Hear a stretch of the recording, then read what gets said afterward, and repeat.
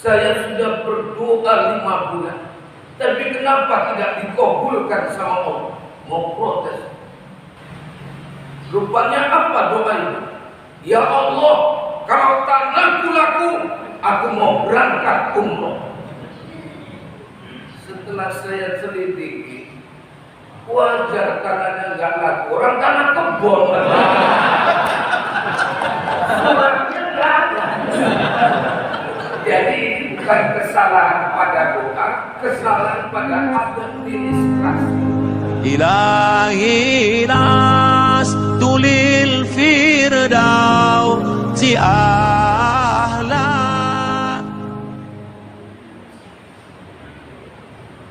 Assalamualaikum warahmatullahi wabarakatuh. Waalaikumsalam warahmatullahi wabarakatuh.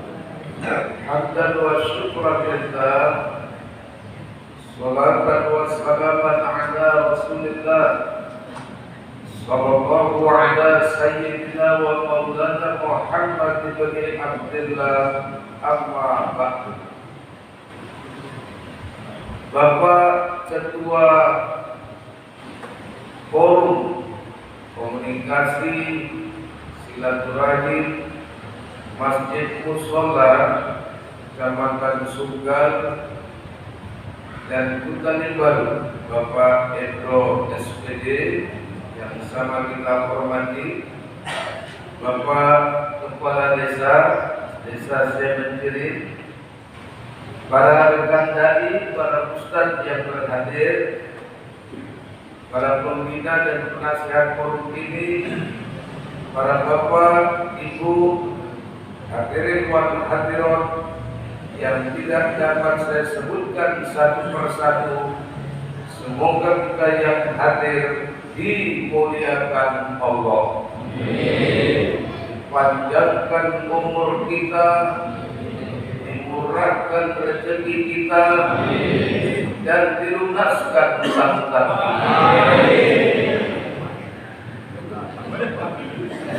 Hadirin, puja syukur kehadirat Allah yang telah mencurahkan nikmatnya kepada kita.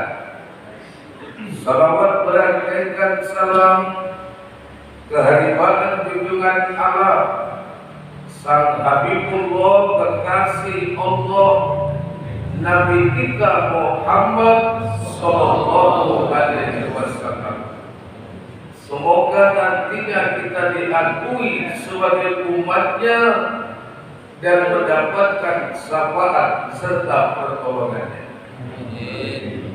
Kajian subuh kita kali ini, kita membicarakan tentang ilmu tauhid, yaitu mengenal Allah. Setiap yang ada pasti bisa dikenal. Yang tidak ada tentu tidak bisa dikenal.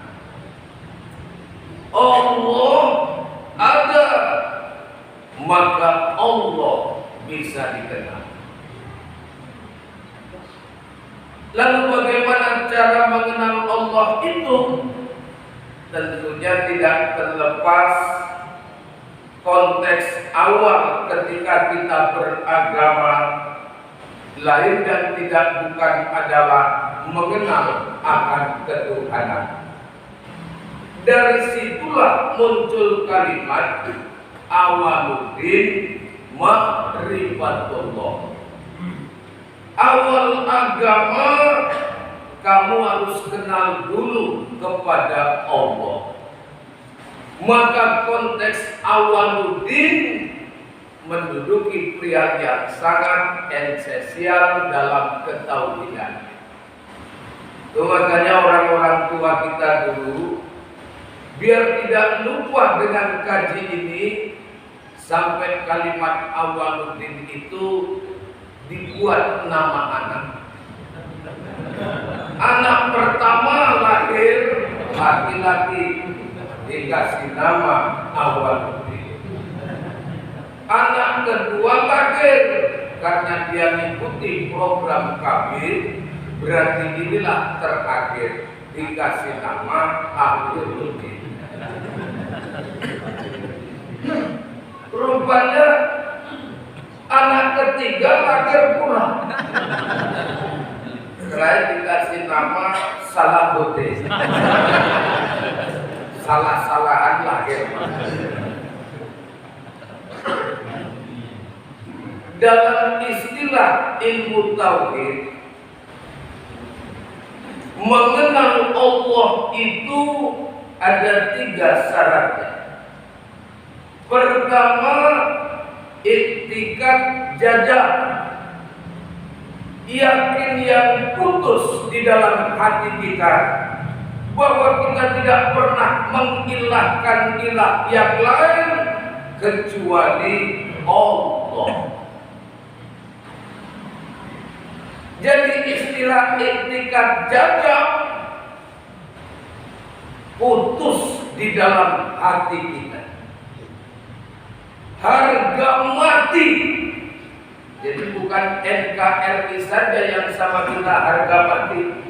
Meyakini Allah sebagai Tuhan kita merupakan harga mati yang tidak bisa kita tawar-tawar. Itu makanya rangkaian ini terkandung dalam sebuah kalimat tauhid, la ilaha illallah.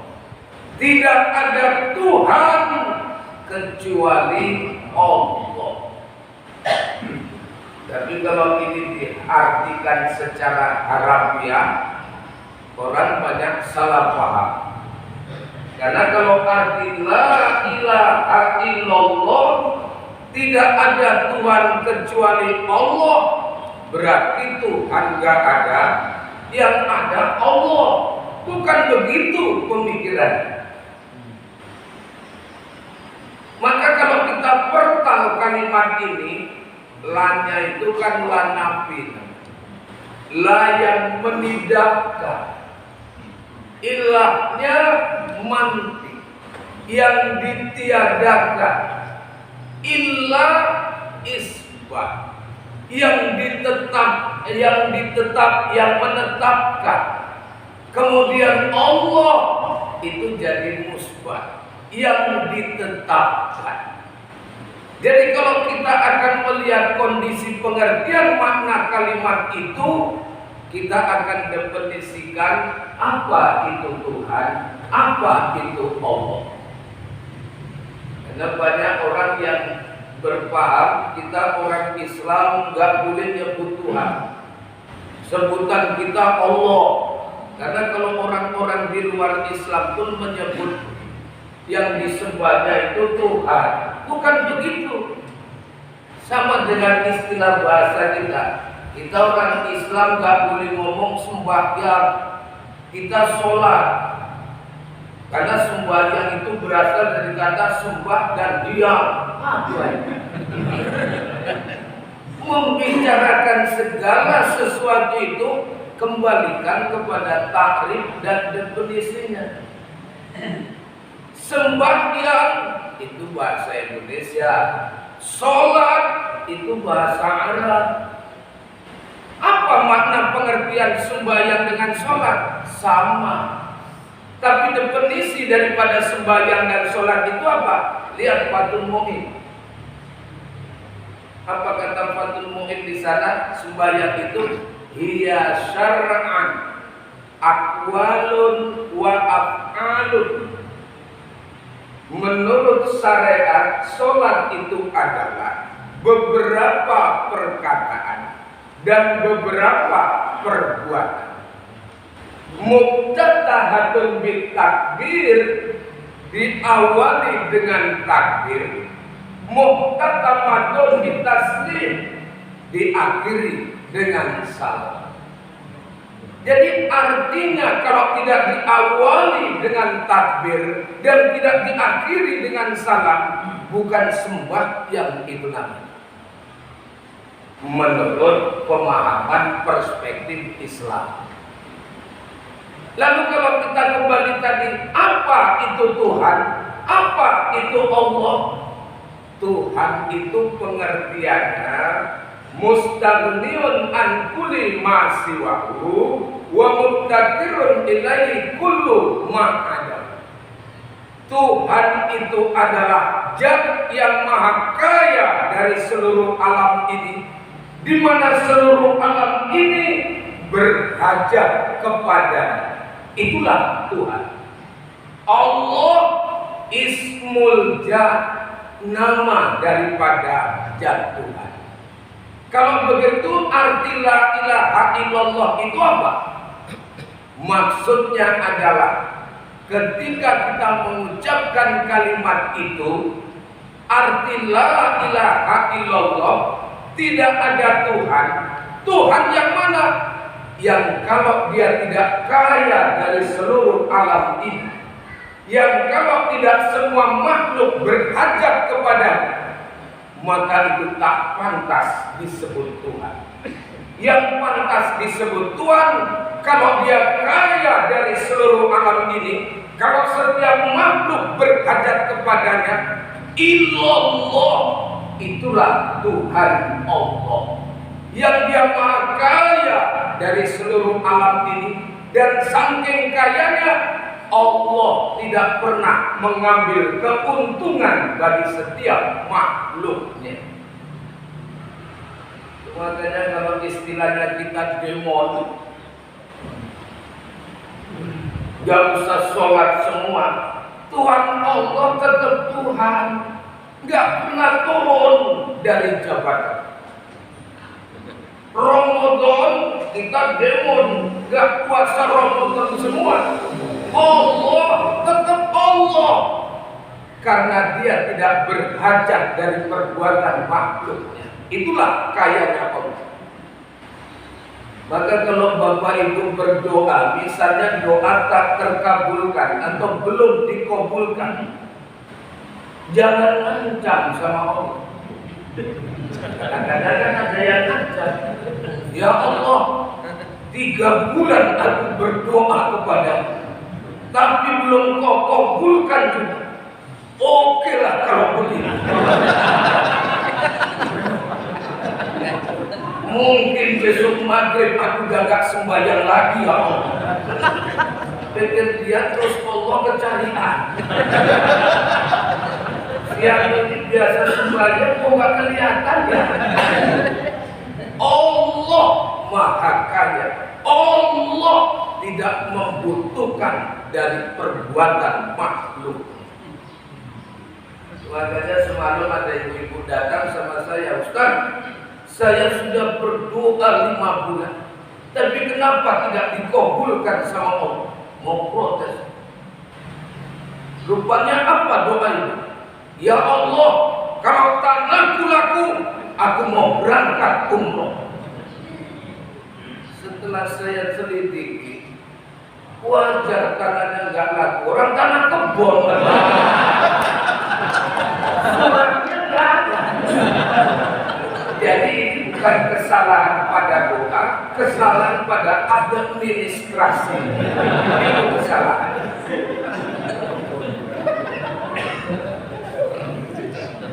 Maka orang-orang yang mengucapkan kalimat ini, hendaklah dia paham akan makna tersebut. Karena kalimat ini memiliki greget dan kekuatan yang amat luar biasa. Rasulullah Shallallahu Alaihi Wasallam mengatakan, "Man kana akhiru kalami la ilaha illallah dakhalal jannah." Barang siapa yang akan meninggalkan dunia ini, kemudian dia mengungkapkan statement la ilaha illallah, dijamin masuk surga. Hadis ini gak membicarakan siapa yang meninggal. Walaupun yang meninggal bajingan tengik, karena dia mampu mengucapkan kalimat ini, masuk surga. Cuman kadang-kadang orang ngomong, Pak, Kenapa orang masih hidup kok gampang mengucapkannya? Kadang-kadang kan kalau masih hidup ini baca kenceng kurang kenceng, apalagi diperwiritan. Begitu komandannya baca Abdul Zikri Fa'lam annahu la ilaha illallah. Wamir Amin jawab, la ilaha illallah. Macam harimau mau. Sudah itu zikirnya pun macam naik kereta Ustaz. Masuk gigi satu berubah. La ilaha illallah. La ilaha illallah. Komandannya nggak baca, nengokin. Situasi agak memanas, masuk dua korban. Makin serem masuk tiga korban. Keadilannya pun hilang, tinggal roh. Jadi kalau ibu-ibu berwiritan, ibu-ibu di belakang berwiritan, kalau wirid mantap. Wiridnya kan siang, mau wirid mandi dulu. Pakai mereka hijau bimoni di bimoni main dia. Komandannya pun baca ada mental-mentalnya. Apa tahu dikali Fa'lam annahu la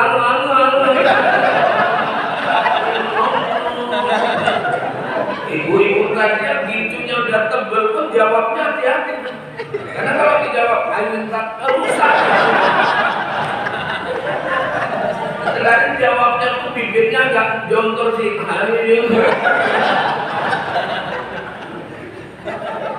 Tapi gak apa-apalah, yang penting zikir. Lalu ada yang nanya, Pak, kalau ada orang mau meninggal dunia, kemudian kita ajarkan kalimat la ilaha illallah, waktu dia mengucap la ilah mati. Belum sampai illallah, masuk kemana ini? Saya bilang masuk kuburan. Nah tapi kalimatnya la ilah, berarti tidak ada Tuhan, kemudian dia meninggal. Inilah tadi yang dari awal kaji saya pahamkan. Kenapa dalam la ilaha illallah ada nafi dan isbat? Rupanya Pak, ketika dalam bibirnya dia mengucapkan la ilah, pasti dia nyambung ke kolbun dan hati. Illallah. Itulah gunanya kita pelajari. La-nya la nafi, ilahnya manfi, ilah isbat, Allah musbat. Setiap ada nafi dan manfi, isbat dan musbat itu menyambung dalam kolbun dan hati. Dan kadang kan kita berdasarkan rasio, kalau kita ajarkan la ilaha illallah kepanjangan, kita ajarkan saja Allah, Allah. Tapi hadis ini meminta kalimat la ilaha illallah. Jadi kalau begitu, kalimat ini memberikan makna tersendiri. Kalimat yang dibacakan oleh para nabi-nabi sebelum baginda Rasul, bahkan Rasulullah 13 tahun di kota Makkah, sebenarnya inilah yang diajarkan kepada penduduk Jazirah Arab.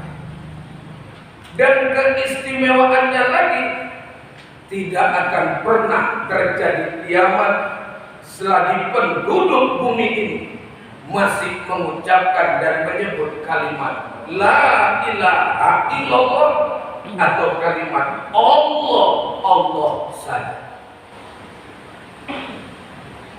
Kiamat gantung. Memang kalau ciri dan tandanya sudah kelihatan. termasuk munculnya ad-dukhon, asap tebal. Makanya sinabung keluar asap, kita terus bertanya-tanya. Bahkan semalam aku pulang ceramah dari Titik Kuning lewat Sukarame, asap mengepul. Ku datangi tukang sate Padang. Berarti yang mati masih jauh.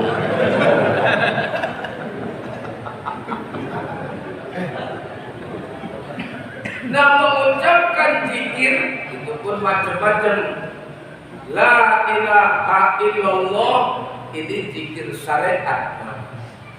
Allah ini zikir torekot. Jadi artinya ketika kita berzikir tergantung kepada makom dan kedudukan kita. Siapa yang melanggengkan membaca la ilaha illallah yang terus menerus, niscaya dia akan dengan sendirinya akan berpindahlah makom dan kedudukannya. Kadang tak tersebut dalam bibir ini, tapi kolbun dan hati kita tetap berzikir kepada Allah. Nah, kalau sudah sampai pada tingkatan itu, berarti Bapak sudah merasa orang-orang yang muqarrabah kepada Allah. Itulah makna pengertian ihsan. Anta budallaha ka'annaka tarahu fa illam takun tarahu fa innahu yaraka. Kamu menyembah Allah seolah-olah kamu melihat Allah. Muqarrabah, musahadah itu namanya.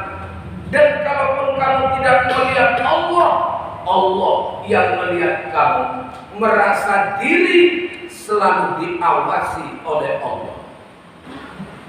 Ya, kalau merasa diri selalu diawasi oleh Allah, seperti kita kalau kerja diawasi sama pengawas, aman. Pejabat merasa diri diawasi Allah, kolusi, korupsi, pasti jauh.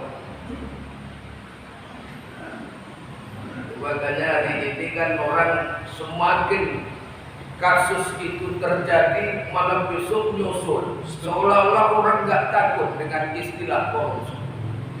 Cuma kadang koruptor kelas kakap pernah belakang haji, waktu melempar jumroh batunya balik ngenangin. Waktu melempar lagi batunya balik ngenangin. Dalam sejarah haji umroh yang namanya melempar itu kan termasuk melempar setan. Terakhir setannya keluar ngomong, bang sama-sama setan aja mau lempar.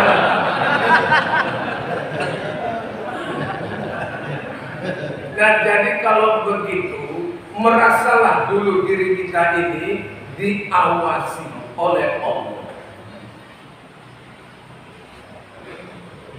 Dan istilah yang namanya zikir, di samping fungsinya kalau kita baca mau meninggal dunia, insya Allah kita diantarkan ke surga. Kemudian kita membacanya dalam hidup ini, insya Allah kiamat gak jadi turun. Dan bukan itu saja, zikir ini juga akan menggugurkan yang namanya kotoran-kotoran hati. Dalam tarekat Subriyah dikatakan, kalau hatimu kotor, rajin-rajinlah kau cuci pakai sabun. Apa sabunnya? Zikrullah, zikir kepada Allah. Supaya bersih, pakai brus. Apa brusnya? Mujahadah, bersungguh-sungguh dalam mengucapkan zikir ini. Karena penyakit hati ini bahaya. Orang gak ada masuk neraka karena kena leper, tidak. Orang masuk neraka karena kena kanker, tidak. Tapi orang masuk neraka karena sombong, itu pasti. Dan sombong adalah penyakit hati. Bukankah Fir'aun yang dengan harta, yang dengan jabatannya, sampai dia lupa akan dirinya, sempat mendeklarasikan dia menjadi Allah, mengaku Tuhan. Fir'aun terakhir Allah gerem, Fir'aun mati tenggelam dalam lautan merah. Lautan merah ini rupanya kita tengok, awak pikir dulu lautan merah itu warnanya merah, rupanya biasa-biasa saja. Sama dengan benang biru. Awak pikir benangnya biru, rupanya kalau disulam menjadi gelap. Karena untuk apa bersumpah? Kau menutupi malu, semua orang tahu siapa diri. Engkaulah yang membuatku. Makanya sekarang aku putuskan berpisah denganmu karena orang lain berlalu, aku yang tenggelam. Riwayat Maggie J.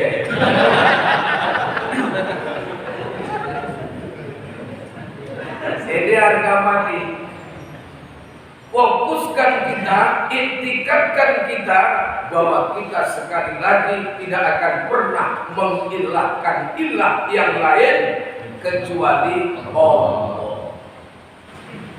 Makanya Pak, saya kemarin kan sempat bilang, kalau kita naik pesawat, pesawatnya goyang-goyang, kita takut di atas sana, siapa yang kita sebut?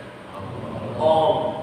Karena kita tahu bahwa integritas keberadaan Allah itu, Dialah yang punya segala, dan kita adalah makhluk yang sangat lemah.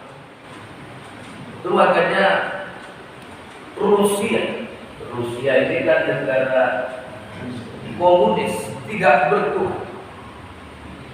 Tapi ketika terjadi atraksi pesawat di udara, dan waktu itu memang hari ulang tahun negaranya, Presiden Rusia pun duduk, istrinya duduk dekat. Ini saya, ini Presiden Rusia, ini istrinya, saya. Nah, waktu itu saya nonton TV agak dekat. Rupanya tiba-tiba pesawat ulang alik itu meledak di udara.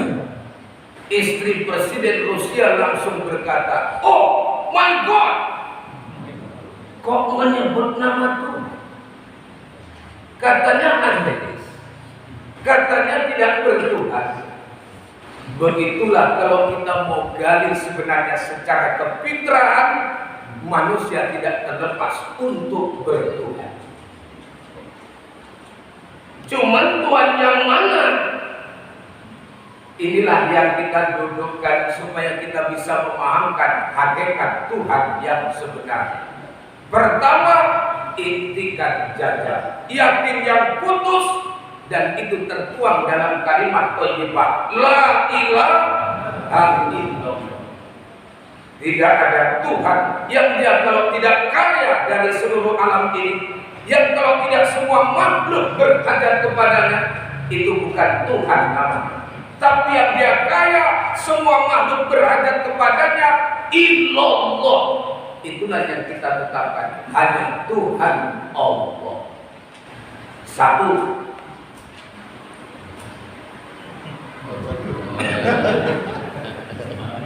Jam 8.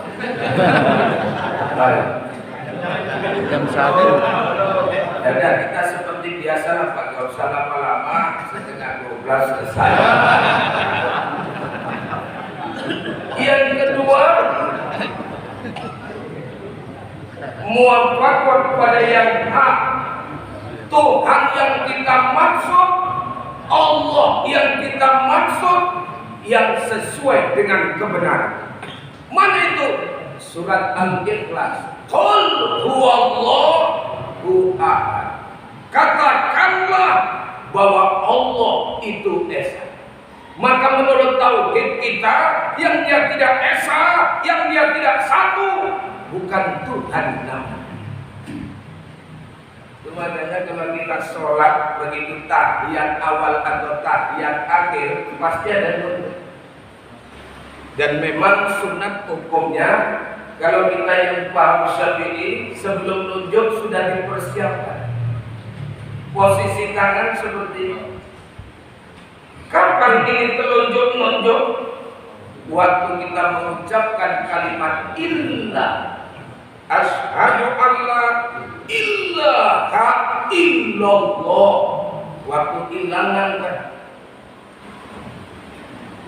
kadang-kadang atahiyatul udah ngangkat duluan Alhamdulillah membaca lo gak sabaran waktu ilangan itu pun menurut hukum fikih yang tadinya mata kita sunat melihat tempat sujud disunatkan ketika telunjuk ini nunjuk untuk kita melihat telunjuk yang nunjuk ini hukumnya sunnah. Asyhadu Allah. Nah, ini nengok ke tempat sujud Pak. Asyhadu Allah sunnah nengok. Ilaha illallah sunnah. Kalau ibu-ibu ya dalam terpung lah. Dan pulang nanti ibu-ibu udah nunjuk apa belum ya? Oh, udah lupa. Tangannya sendiri ya tidak tahu. Kenapa harus menunjuk satu? Kok enggak dua? Kok enggak tiga? Asyhadu an la ilaha illallah. Iman itu kan tasdiqu bil qalbi wal iqraru bil lisan wal amalu bil arkan. Iman dibenarkan dengan hati, diucapkan melalui lisan, diaplikasikan melalui sikap dan perbuatan. Ketika bibir ini ngomong asyhadu an la ilaha illallah, aku naik saksi bahwa tidak ada Tuhan yang kusembah. Tuhan yang mana? Tuhan yang satu inilah Tuhan. Itu mana? Semacam deklarasi. Tuhan yang satu inilah Tuhan. Maka kita tunjuk satu. Persoalan nanti apakah ini bergerak atau tidak? Ini saya kembalikan kepada pahamnya masing-masing. Karena ini hilafiyah, jangan dipeributkan. Yang penting dia beramal tahu dasar. Jangan pula ditanya tadi Bapak. Kan sholat ini kan ada yang diam, ada yang naik turun, kan ada juga yang muter-muter. Jadi pas kebetulan dia muter-muter, selesai sholat ditanya kerja di mana Bang? Cerita Nabi. Bagian apa? Penguburan. Kan jangan itu alasannya, dia harus tahu dasar. Harus tahu dasar. Jadi amal ini kalaupun tahu dasarnya, kita lebih enak mengamalkan. Ada yang naik turun, dasarnya ada. Jangan ditanya selesai sholat, tadi Bapak minum apa? Kuku bima, pantas minum asbak. Sudah nggak betul ini jawabannya. Beramal boleh sesuai dengan pemahamannya. Yang penting adalah dasarnya. Itu yang dibenarkan.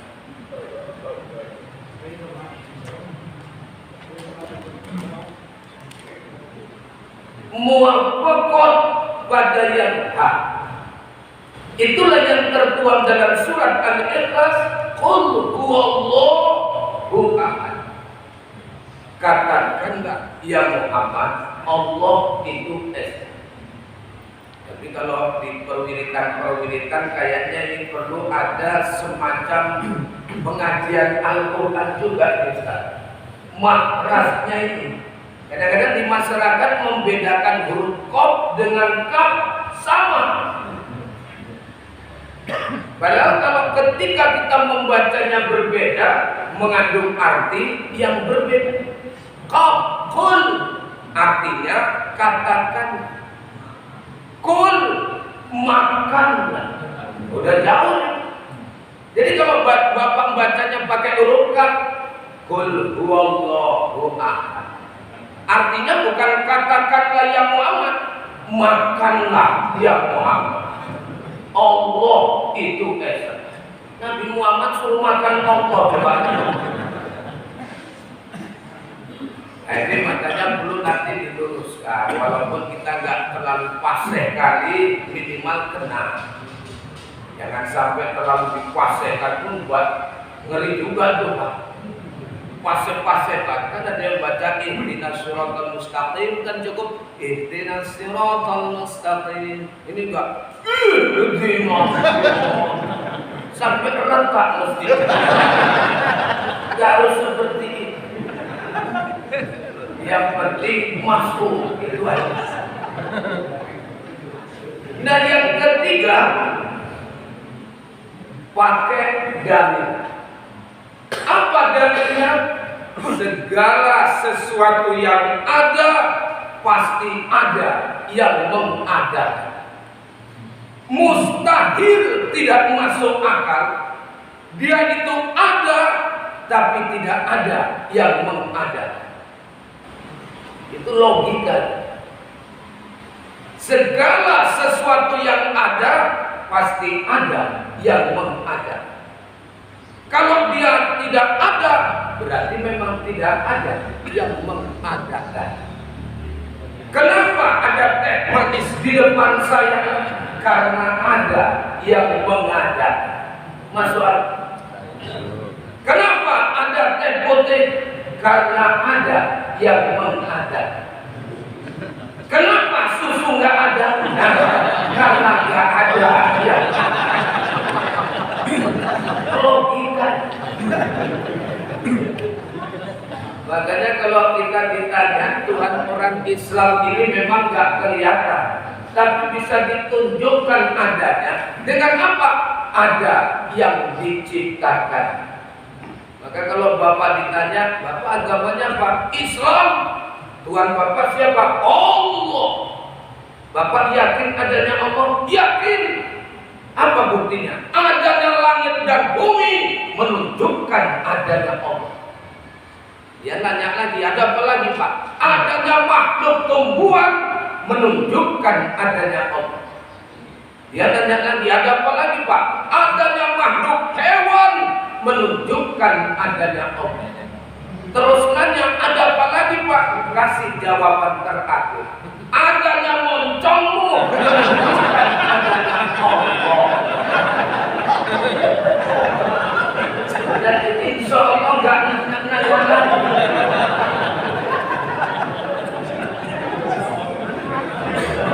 Itulah dalil. Jadi insya Allah makrifat mengenal Allah, makrifatullah dalam ilmu tauhid, tiga ini saja syaratnya. Tiga itu disebut yang namanya makrifat. Iktikad janda, muwafaqah pada yang hak, dan pakai dalil.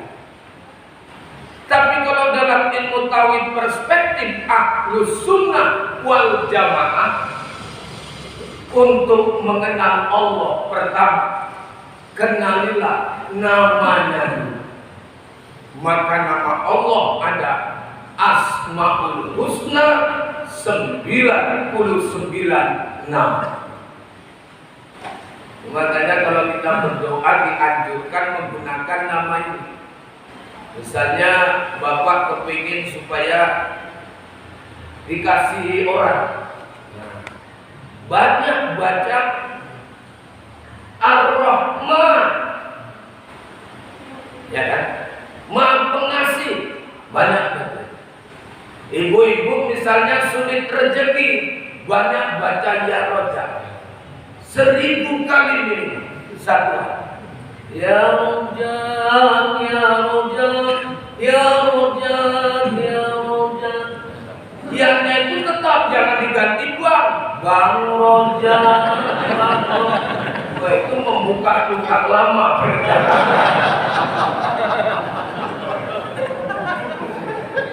Kenalin nama.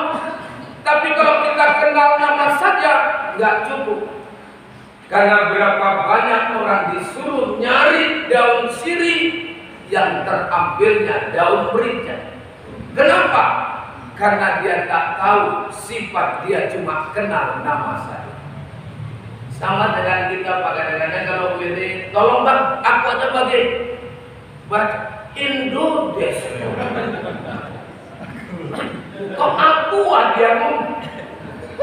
Kan ada Pak. Kalau dibagi dulu, belumnya, bukan aku. Artinya apa? Kalau kita cuma kenal nama, kita bisa salah pemahaman. Maka setelah kita kenal nama, kenalilah sifat-sifatnya.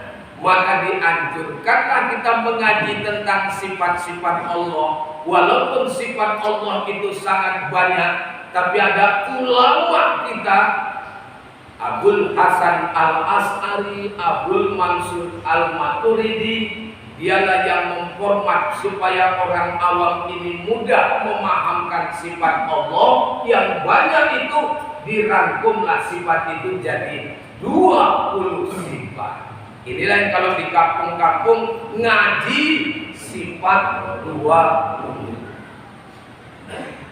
Cuman orang ada ngomong jangan ngaji sifat 20. Nanti bisa gila. Padahal berapa banyak orang gila. Bukan karena ngaji sifat 20.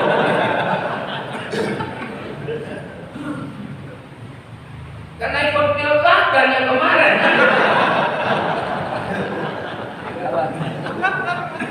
Paham? Itu makanya sifat 20 itu pun dipelajari lah. Tapi yang penting pemahamannya apa?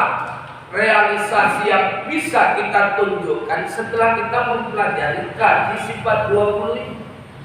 Misalnya wujud artinya ada, mustahil Allah Ta'ala tiada. Dalilnya Allahul ladzi khalaqas samawati wal arda wa ma bainahuma. Allah yang menciptakan 7 lapis langit dan bumi dan di antara keduanya. Maka bagi kita mukmin mu'taqid, bila kita melihat sesuatu yang ada, bukan adanya yang kita lihat, tapi yang menciptakan dan yang mengadakan yang ada itulah yang kita lihat. Makanya itulah muncul kalimat-kalimat thayyibah. Terlihatlah yang indah-indah. Apa kita baca? Subhanallah. Kalau bapak misalnya ke Prapat, nengok Danau Toba, apa dibaca? Jangan Danau Tobanya yang dipuji, karena Danau Toba itu ciptaan. Yang kita puji yang menciptakan. Subhanallah. Perlu juga nanti sekali-sekali BKSM ini apa namanya? Tur dakwah. Kajian dakwah ke Prapat. Saya siap nyiapkan mobil. Cuman nggak garimnya kalau mau.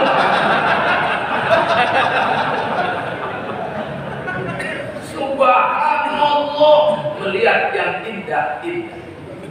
Nengoknya sesuatu yang jelek, apa dibaca? Istighfar. Nengok yang jelek kan bukan dosa. Yang lebih pas kalimatnya Masya Allah. Tapi kalau kita melakukan perbuatan dosa, melihat aurat perempuan, astagfirullah. Pandangan pertama istighfar, dan itu bagian dari nikmat yang Allah berikan. Kedua,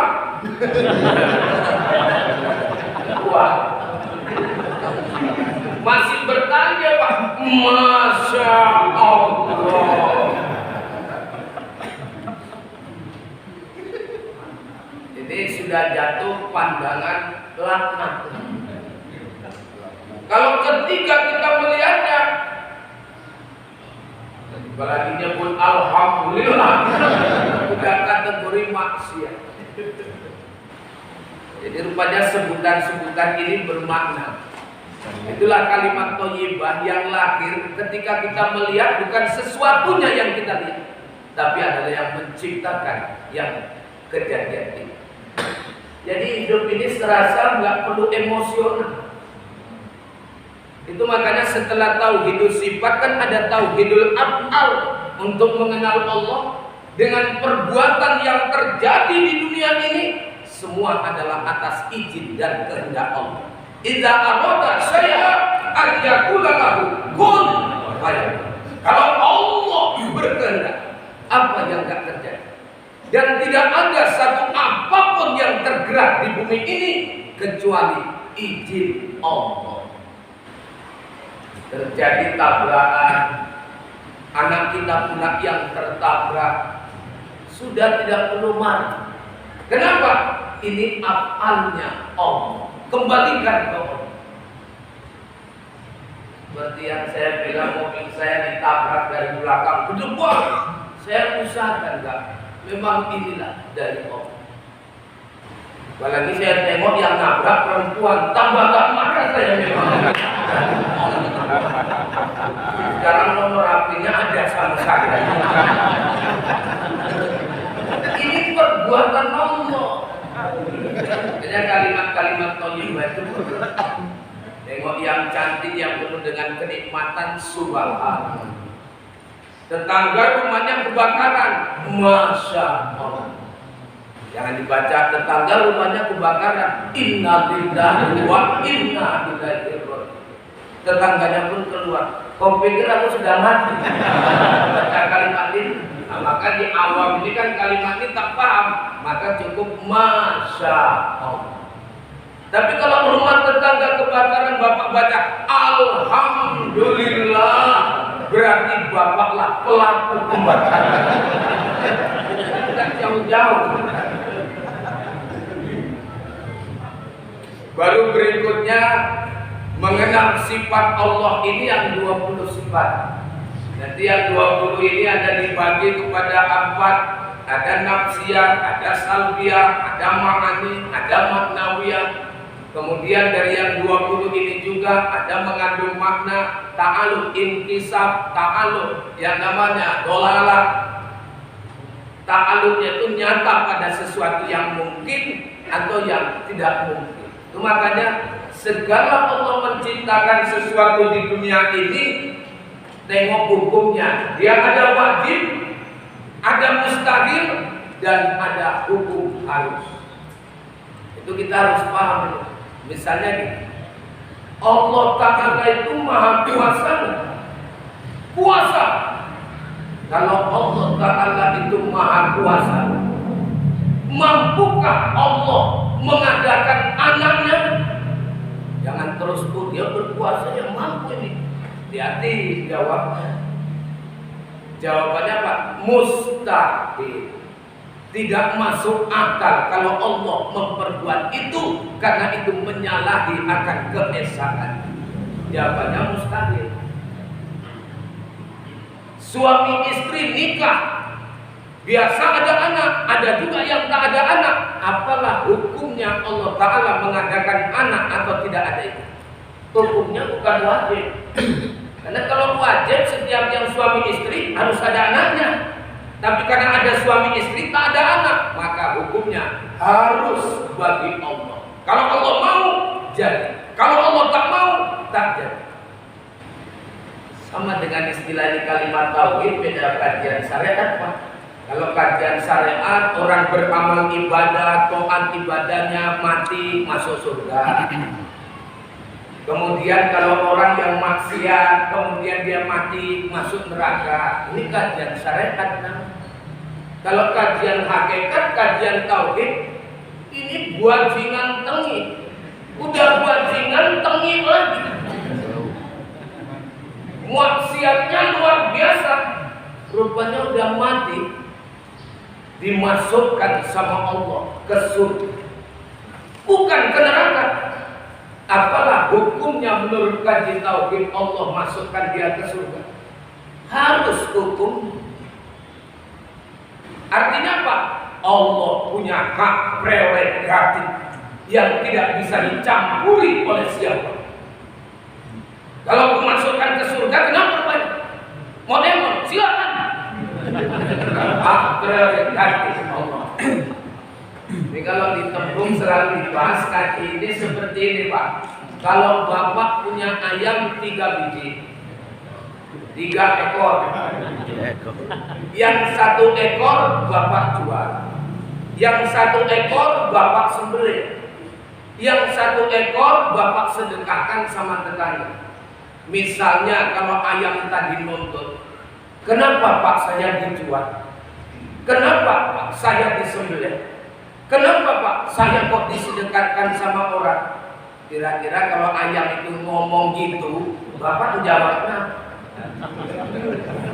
pasti bapak akan jawab, suka hatiku. Mau apapun kamu, itu hakku. Orang kamu kepunyaanku kok. Begitu juga lah Allah.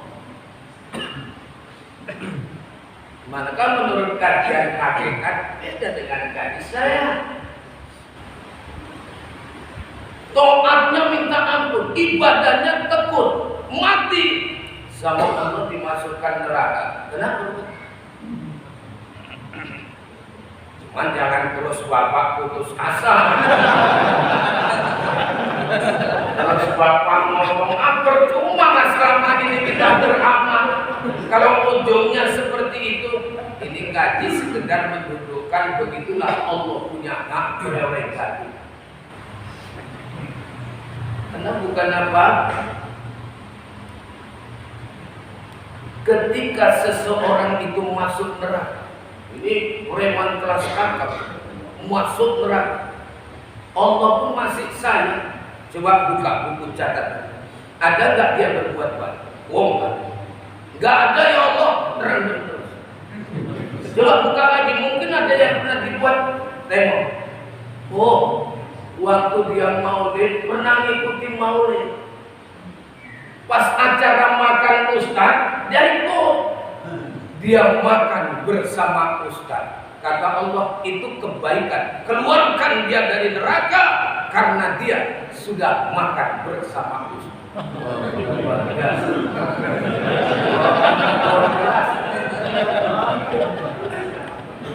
Jadi artinya kalau mau yang mau bayarin makan itu terbuka. Tapi itu tadi dikeluarkan dari neraka hanya kebaikan, ngawani makan ustaz. Saya pun sebenarnya nggak setuju kalau acara maulid, acara mi'raj di panitia ditulis makan ustaz 2,5 juta. 2,5 juta lawak makan. Mana sampai panitianya yang banyak. Kadang-kadang salah persepsi. Insya Allah Pak, kalau kita sudah yakin dalam konteks pemahaman ma'rifatul, mengenal Allah dalam kajian tauhid ini saja, bibir ini akan selalu basah untuk selalu berzikir kepada Allah. Berikan kesempatan dalam hidup ini jangan kosong, artinya tidak diisi dengan selalu berzikir kepada Allah. Silakan zikir dengan mengucapkan la ilaha illallah dalam lafaz ini, dan silakan zikir menggunakan qalbu dan hati, tergantung situasi dan kondisi. Artinya kalau ramai orang, zikir pakai qalbu, jangan zikir pakai lisan. Enggak enak bercakap sambil zikir. Dari mana Pak? La ilaha illallah, la ilaha illallah. Cukup dengan qalbu. Insya Allah inilah membuka awal untuk kita mendekatkan diri kepada Allah dengan banyak istilah, mengucapkan zikir, dan kita paham zikir itu la ilaha illallah, sehingga mati kita pun mampu mengucapkan kalimat itu. Itulah yang disebut dengan husnul. Oh, karena nggak segampang itu. Banyak orang yang la ilaha illallah masa hidupnya, begitu meninggal Pak, la ilaha illallah, nyangkut. Karena dia tak paham makna kalimat la ilaha illallah. Mana nabi, mana mantri, mana isbat, mana isbat. Pernah biduan Pak, mantan biduan tinggal wajarin bu la ilaha illallah, malah dibaca la la la la la la la la la la. Saya waktu yang ngajarin kontak langsung kusambung dayung perahu tidak. Imam S. Arifin sama Isdaliyah. Itu makanya dudukkan kalimat ini, insya Allah kalimat ini betul-betul menjadi pegangan dalam kehidupan. Oke, thank you very much. Terima kasih banyak. It's nice to see you again because senang sebenarnya bertemu dengan Bapak. Karena sebab sudah waktu 8:30. Jam masjid ini jam masjid.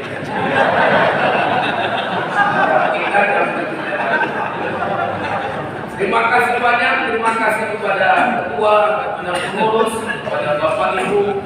Alhamdulillah silaturahmi di Sultan Kecamatan Kali Baru nampaknya terus semakin kokoh untuk kita. Amin. Punya umat Islam sudah mulai sadar ketika kita bermain sendiri-sendiri, ternyata kita tidak memiliki kekuatan apa-apa.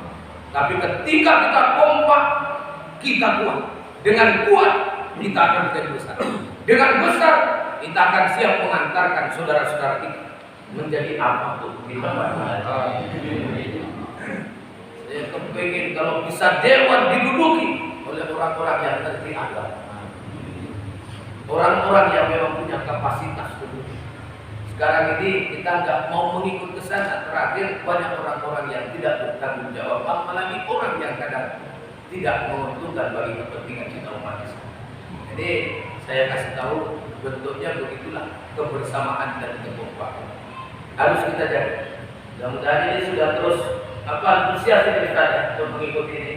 Saya masih mau cari metode ini, bagaimana di daerah Tembong ini bisa saya pakai. So, ini saja yang kita sampaikan. Terima kasih atas segala perhatian. Mohon maaf segala kekurangan. Dan tidak ada pantun, ya saya enggak ke pantun. Terima kasih. Billahi hidayah wa taufiq wallahu muwaffiq ila aqwamit thoriq. Assalamualaikum warahmatullahi wabarakatuh.